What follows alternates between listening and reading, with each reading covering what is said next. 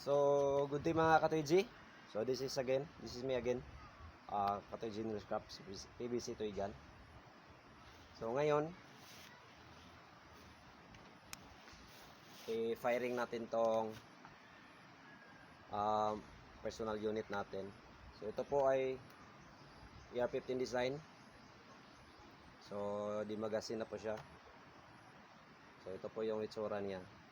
So, yung scope niya is 3x9x40. So, may personal scope talaga to. So, binili ko to para sa akin. Kasi, itong scope na to, nagustuhan ko kasi malinaw at saka madali lang po i-zero. So, yung nakagandahan nito is madali lang i-zero talaga.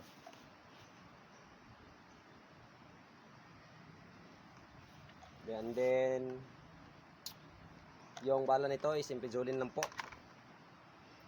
So, ito, DIY lang po ito. PVC lang po ito. Ginawa ko kasi itong body niya is napulot ko po ito sa basurahan. So, wala po siyang on na magazine. So, yung magazine, ginawan ko lang ng paraan. So, nag-DIY ako gamit yung PVC na nilapad. So, ganito na yung itsura. Saka ito, mabibili po ito sa Lazada. So, G88 pellet gun po yung name, yung i-search nyo sa Lazada. So, maraming lalabas doon. So, may mga sniper, may AK, tapos ganito, P1, P1977, then G88 toy gun yung mataas yung barrel. So, may accessories na din yun. Maganda yun. So, yung price doon is mga 700 ata. So, yun, G88 pellet gun lang yung i-search nyo sa Lazada. Yung ganito. So, ito, PVC lang po ito. Tsaka ito, PVC. Pala siyang suppressor or silencer. So, ano po ito? Barrel po ito. So, impidjolin lang po yung bala. Then, yung magazine, 7 rounds lang. So, 6 rounds lang po yung nilagay natin. So, try natin panamaan yung plastic bottle na nakabit sa puno ng niyog. So, tignan natin doon. At, higpitan natin sa pagtali.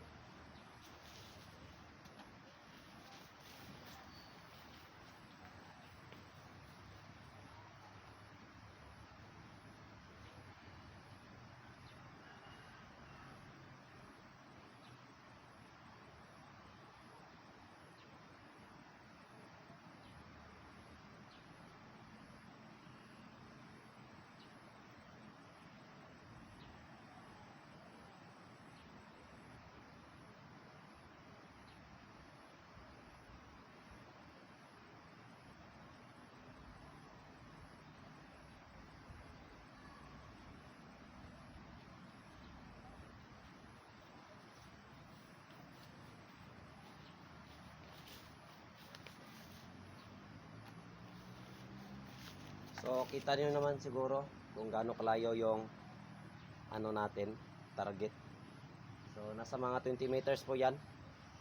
So, try natin po ito kung tatama ba ito sa 20 meters. Kasi naka-zero po itong scope na sa 15 to 20. Kasi mga nasa ano yun. Nasa 17 to 15 lang ata yung na-zero nito. Pero try natin sa 20 meters kung tatama ba siya. So, try natin patamaan na walang sandayan. Para tignan natin kung tatama ba yung pulso natin. Kung okay lang ba. Kung hindi ba kabado. Hindi ba alog-alog. So, ito. Ini-position na po ito. Kasi yung puting kanister natin, ginawa nating ini-position.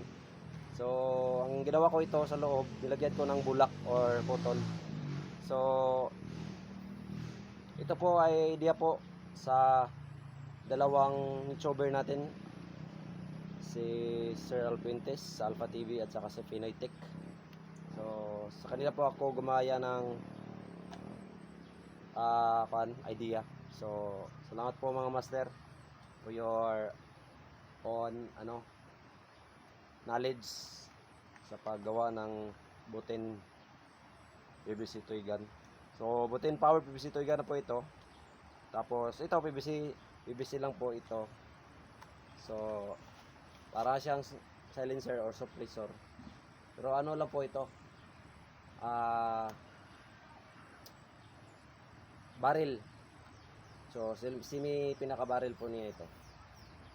So removable po ito, removable barrel. So try natin na walang sandayan kung tatama ba tayo within 20 meters.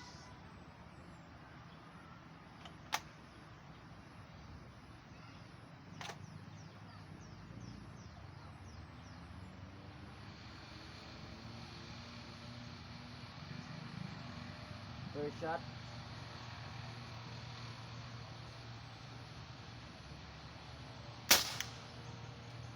So the place.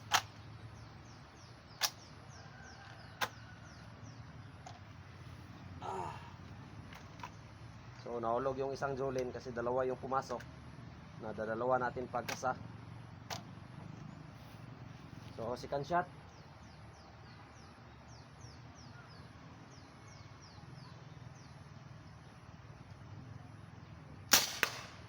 Hit.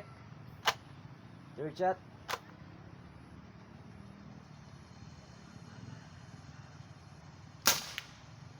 The place din dito sa left side. Nasa mga 9 o'clock. So ito yun, nahulog. So fourth.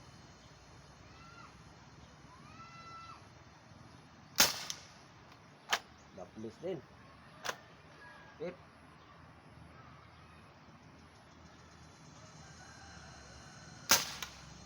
Hit. So last.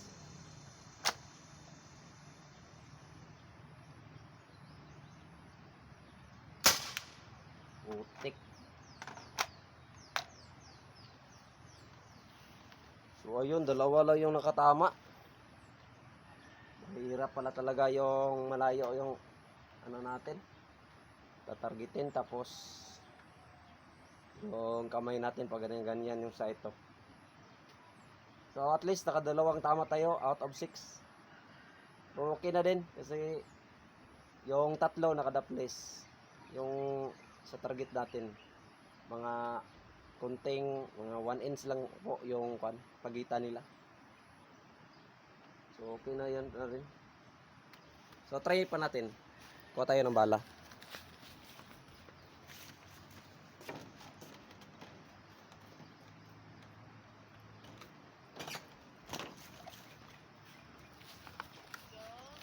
So dagdagan natin ng 5 mga ka-TJ.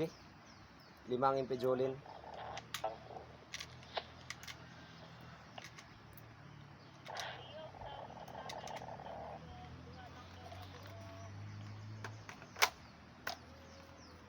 So dagdagan natin ng 5 kung ilan tama natin ha.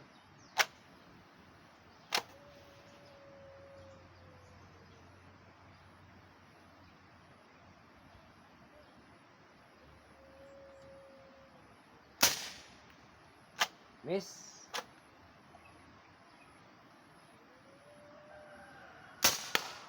Hit.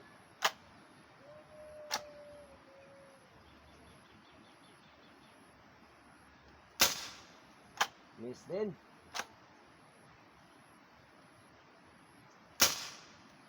Miss.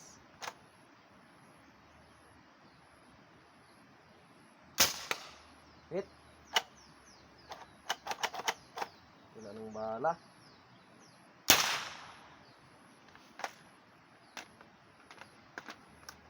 So yun, nakakadalawang tama pa rin tayo. Putik. So try pa natin guys. So isanday natin dito sa malapit sa ano.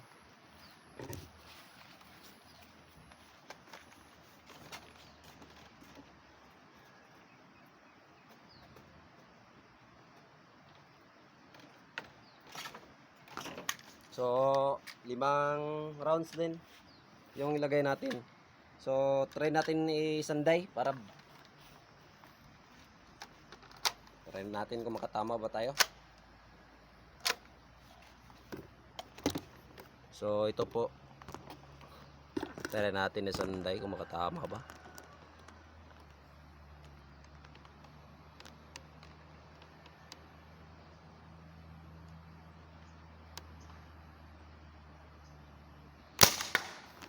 Good.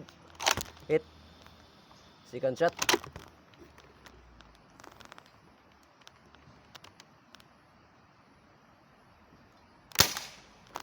Okay, miss. Botek, nasa baba lang. Parang kulang sa karga ng butin.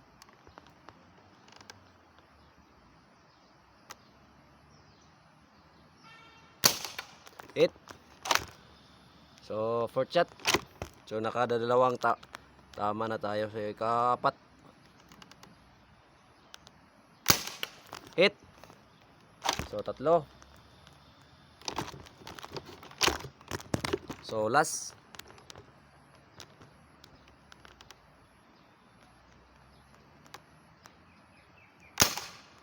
Uy, the place lang oh. So, yun.